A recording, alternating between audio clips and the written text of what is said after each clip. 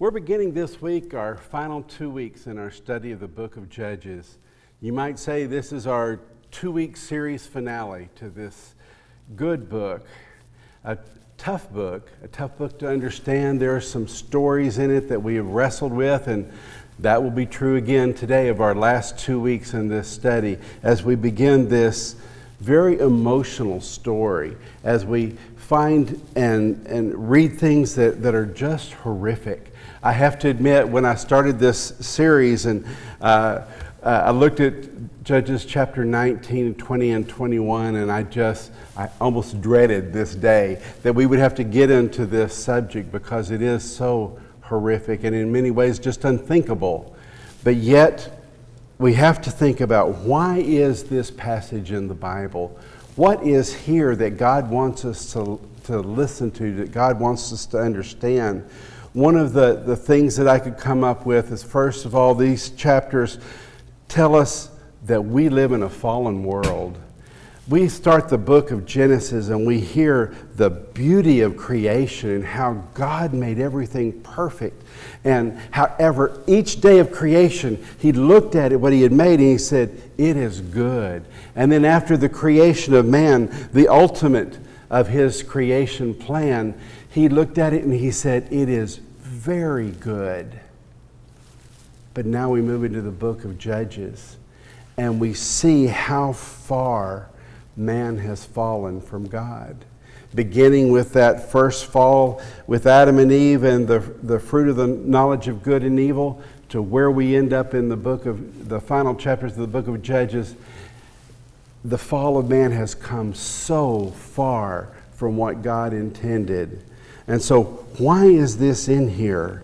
Why is the depth of depravity of man without God put in here for us to read? Do you remember when we started the book of Judges, we wanted to compare ourselves perhaps to gold miners? How you don't just go and find piles of gold in the mountains or in the mine, but yet as you go through the rock and you chip away, you find veins of gold. Well, I think as we begin this study in these chapters in this story, that we're going to find those veins of gold that we're going to dig out and look at and hopefully be able to take to heart.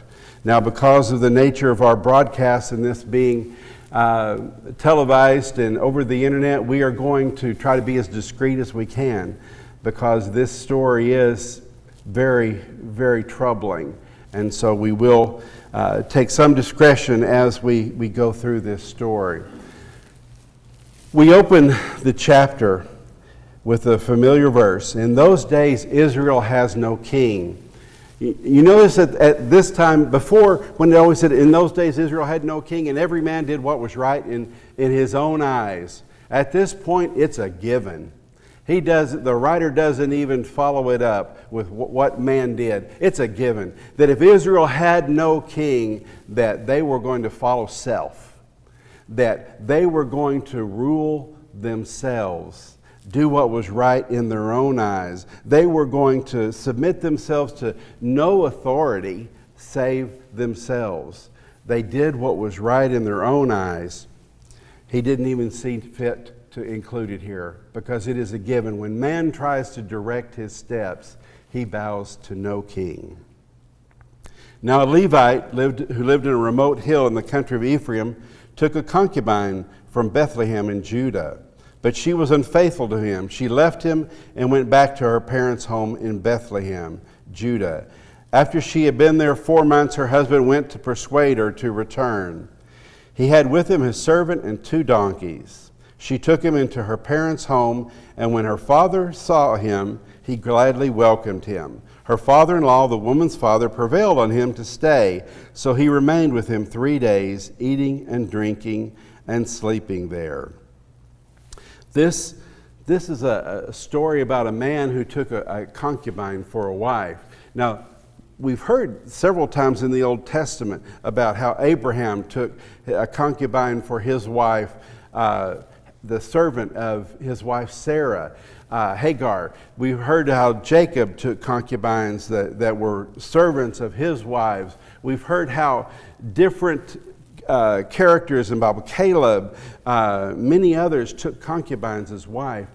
We don't see actually in the Old Testament that this arrangement, this concubine wife position, was ever something that was authorized by God. It was not something that God had instituted. We find in the Garden of Eden that he set apart one man and one woman, and he said, "For this reason shall a man leave his father and mother and cleave unto his wife," singular. But this is something that man had instituted. How do we know? How did the Abraham's concubine relationship with Hagar begin? Because Sarah began to worry that she was not going to have this child of promise that God had promised her. She got tired of waiting on God's delivering his promise of a child. And so she tried to take matters into her own hands, and she offered Hagar as a concubine wife to Abraham in order that she could have children through Hagar. And we find the similar situation with Jacob and his wives, how he first had Leah and then Rachel, and how when one of them would stop having children, they would offer their servant because they wanted to have more children through the servant. And so this relationship was brought about through men, not through the authorization of God. But yet this Levite had this wife that was a concubine, and he took her from Bethlehem in Judah. And it says that she was unfaithful to him, that she left him and committed adultery to him, and she went back to her parents' home. And after about 4 months, we find that he pursues her. He goes to his parents' home. And I was thinking about what does this say? What does this say about him that he goes and pursues this wife that had been unfaithful? We read in the book of Hosea that Hosea was told by God to take an unfaithful wife. And he took her and married her, and they had children, and then she was unfaithful to him. God told Hosea, "Go pursue her. Go win your wife back." And this was to represent to Hosea and the people of Israel what Israel was to God. They were an unfaithful wife that had left their master and gone and sought comfort of another. And so Hosea sought her and won her back with his love. That's what this Levite apparently is doing. After 4 months, he's going and he's seeking her out, and evidently traveling some distance to get to her. And he comes to her father-in-law's house where she is, his father-in-law's house where he's staying. And it says the father was glad to see him. This may tell us a little bit about some of the character of this Levite, that the father-in-law welcomed him. He was glad to see him. He wanted this relationship with this Levite. And so his father-in-law, the woman's father, prevailed on him to stay. So he remained with him 3 days, eating and drinking and sleeping there. On the 4th day, they got up early, prepared to leave, but the woman's father said to his son-in-law, "Refresh yourself, eat something, then you can go." So the two of them sat down and eat and drink together, and then the story goes on, and night after night he prevails them. "Stay just 1 day longer. It's too late in the day. Stay with us." This father-in-law had a relationship with his son-in-law, so there evidently was some good character in this Levite that this father-in-law admired and wanted to be with. He was happy that he came there. It's kind of interesting that he must have liked him, because in Jewish tradition, a guest was to stay about 3 days, because in their tradition that you would kill the fatted calf on the first day your guest was there. The second day you would kill a sheep and serve it. The third day you would offer a fowl, and the 4th day thereon they had beans to eat. It's kind of like you're telling them, okay, it's time to go. This wasn't the case with this father-in-law. He was encouraging this son-in-law to stay with him. And the fourth day, he encouraged him to stay again. When the man got up to go, his father-in-law persuaded him, "Stay there that night."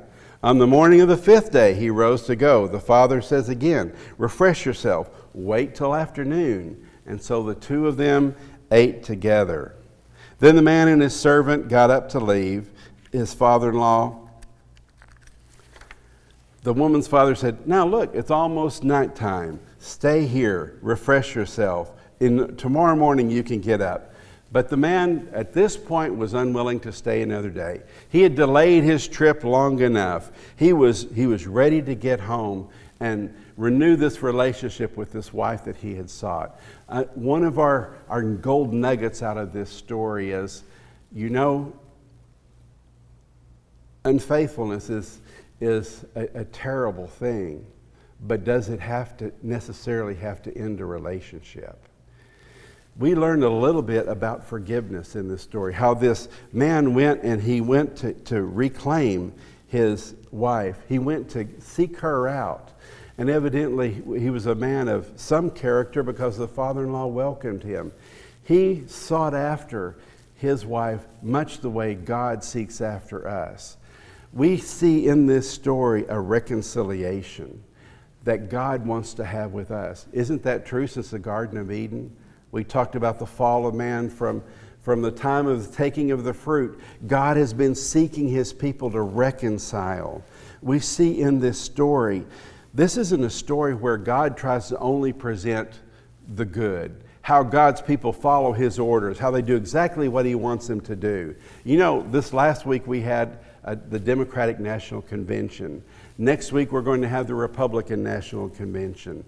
How often are we going to let them, how often are they going to show us what their party does wrong?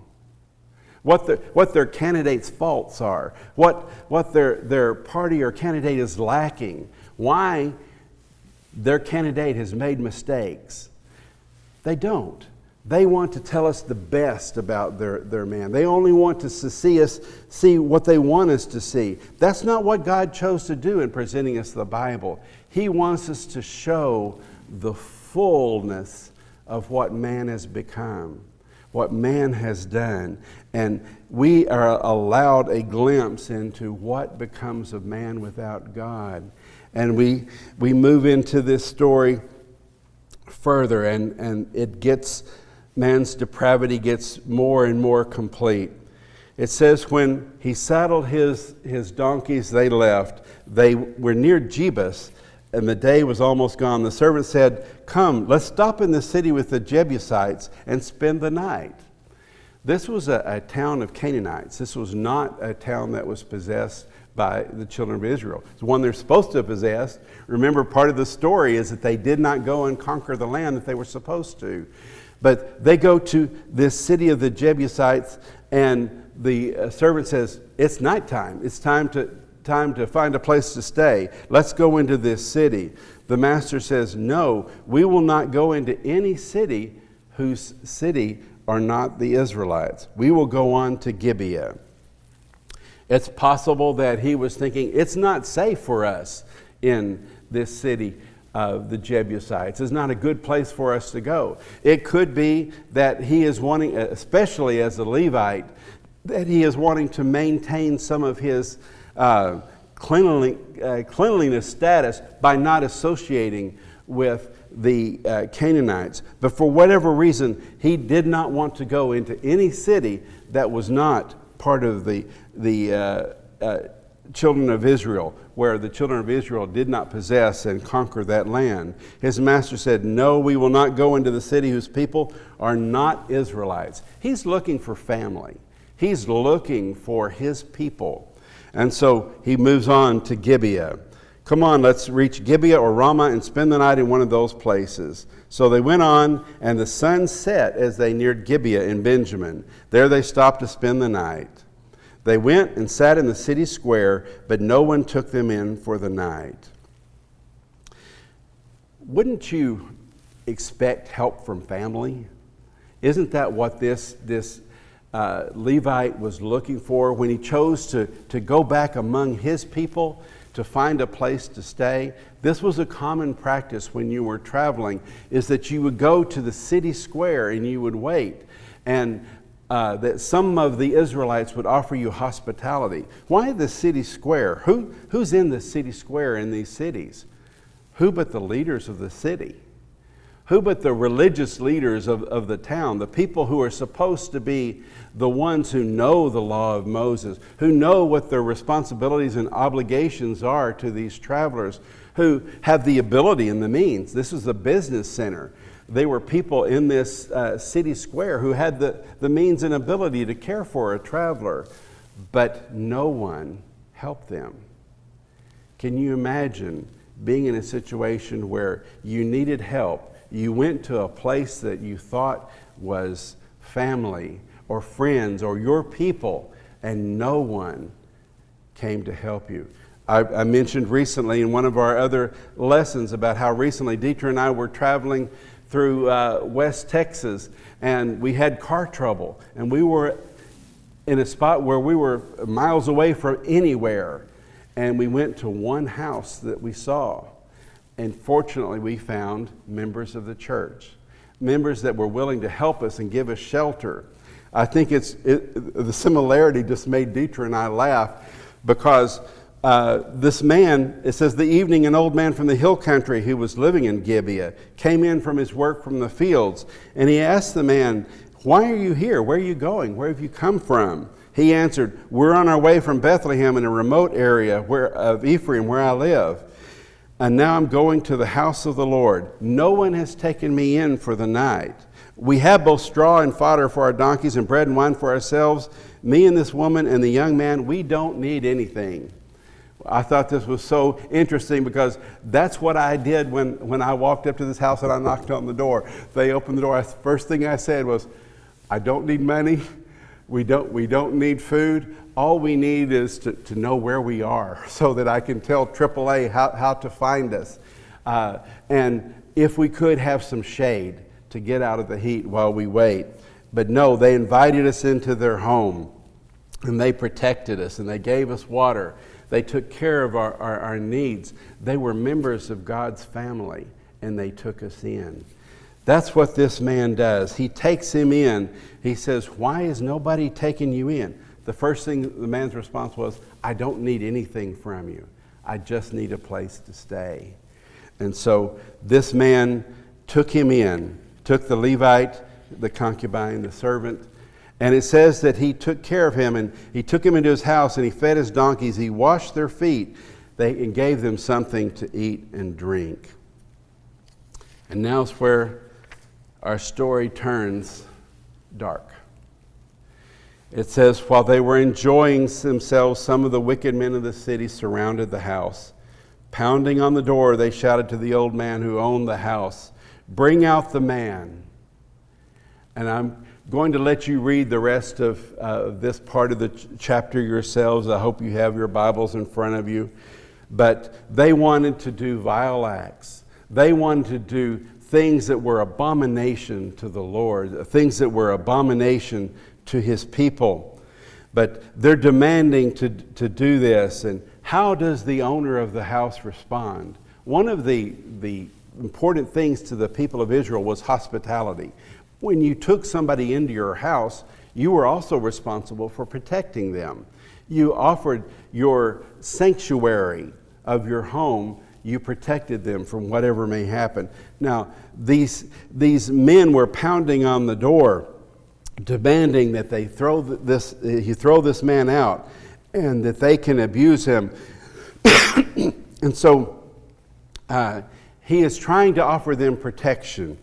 But he makes a curious statement. He says, "No, my friends, don't be so vile. Since this man is my guest, don't do this outrageous things." I wonder at the use of words, "no, my friends." These are people that are at his door to do a horrific thing, but yet he calls them his friend. It made me think, how friendly are we to sin? How close do we get the moth to the flame to sin? Do you remember the story of Lot when he and Abraham were parting ways? It says, Lot cast his eyes towards Sodom. And he saw that it was good. The land was rich and fertile, and there were springs of water there. And it says he cast his tents towards Sodom. And we find in the story of Lot how he moved his tents closer and closer until finally he was an inhabitant of the city of Sodom. And a scene like this happened in Sodom. The people of Israel knew this story of Lot. They knew what happened to the city of Sodom and Gomorrah. They knew the judgment of the Lord. They knew the wrath of God that came down on these people for doing this very act that the men of Gibeah, men of the household of Israel, were wanting to do. And yet this man had cast his home. He had cast his lot, so to speak, with these friends. Another nugget. What are our friends like? Do our friends, our relationships, do they honor God? Do they bring peace to our household? Or do they bring violence? Do they bring sin to our doorstep? How close, how friendly are we with sin? And so this man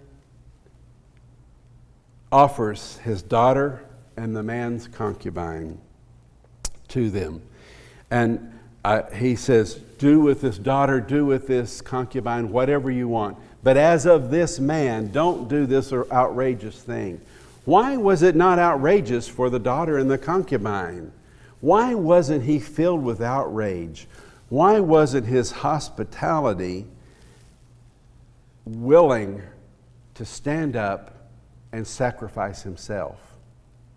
Why didn't he offer himself in defense of this guest, instead offering his daughter, offering this concubine? Why was it outrageous for the Levite to be taken, but the wife and the daughter not? Why did he spare himself and not offer himself? We find in the New Testament that one of the things that Jesus said, greater love hath no man than to be willing to lay down his life for a friend. Why didn't this man offer himself rather than his daughter, rather than the concubine? Did he not love them as much as he feared not offering the hospitality, not being able to protect the man? But the men would not listen to him, so the man took his concubine and he sent her outside. And again, the story turns very dark there. They abused her through the night. And it says, at dawn they let her go. Another thing that we see here is sin loves the darkness, doesn't it? And it says at dawn they let her go. When the light began to break, they dispersed. You know, sin likes to hide in the darkness. It likes the anonymity of darkness. The mob crowd likes anonymity. They don't like to be exposed to the light. And when the light came, they let her go. And she made her way back to the house. When her master got up in the morning and opened the door of the house and stepped out to continue on his way, there lay his concubine, fallen at the door of the house with her hands on the threshold. Can you imagine the night that this concubine endured? That she suffered like no one should ever have to suffer. And she's making her way back to her husband, to a place where she would hope that there's safety and refuge, only to find the door locked, the lights off, and no one looking for her. Why wasn't he looking for her? Why wasn't he doing everything in his power? Why didn't he love her as he loved himself? Isn't that the second of the greatest commandments? To love your neighbor as ourselves. Why didn't he love her that way? It says when the man found her, he told her to get up, and there was no answer. Evidently she had died. He sets her on his donkey and sets out for home. And then again, I'm going to refer you to the passage. He quarters her, and sends her out to all the areas of Israel. And everyone who saw it said, such a thing has never been done, not since the day Israelites came out of Egypt. Just imagine. We must do something, so speak up. Yes, we must do something. Here is a call of righteous indignation about what had taken place. We must do something. Edmund Burke, in a quote William Churchill repeated, said, the only thing required for evil to triumph is for good men to do nothing. That's what we saw in what happened to this concubine. There were two good men who did nothing, and this concubine was murdered. And we find that he sends out all of these parts to the children of Israel, and they unite in a common cause. They get this outrage, similar to what happened in America after 9/11. Wasn't it amazing how people responded and how people prayed to God and sought God, and how many people responded and wanted to serve? My own son joined the military after 9/11. That righteous outrage that happens. It says they raised an army of 400 men in chapter 20. And they go to this man and say, what happened? Tell us how this thing came about. He neglects to tell exactly how this came up. He neglects to tell them that he offered the concubine instead of himself, that he offered her up to save himself. But he tells the story of the abuse of the concubine, and then he asks them a question. Now what will you do? Isn't that a question for us today? When we learn of sin at our doorstep, when we learn of sin that needs to be dealt with, what will you do? What is your next step? And it says, all the men rose up together as one, saying, none of us will go home. None of us will return to his house. But this is what we're going to do. We're going to rise up against Gibeah. And so they took their army. They took this 400,000 men. And it says they went up and came out against the house of Benjamin at Gibeah. And so they sought the Lord. This is one good thing that they did. They asked the Lord, shall we go up against Benjamin? Shall we go up against Gibeah? And the Lord tells them, go. And so they rise up and they go out to battle. And the Benjamites, who had been given an opportunity, the men of Israel had said, why has this thing happened? What are you going to do about it? Instead of taking care of it in-house, so to speak, instead of taking care of their own, Benjamin rebelled. They took pride and arrogance, and they said, no, we're going to fight. They raised a 26,700 men army to go against 400,000. And they were filled with pride and arrogance. And they took on the children of Israel. They went and fought, and Israel was defeated. Israel is stunned. They can't figure out. We ask you, Lord, what happened? We went up against them, but Gibeah, the Benjamites have defeated us. It says they went up and wept before the Lord until evening and inquired, shall we go up and fight against the Benjamites, our fellow Israelites, or stop? The Lord says, go up against them.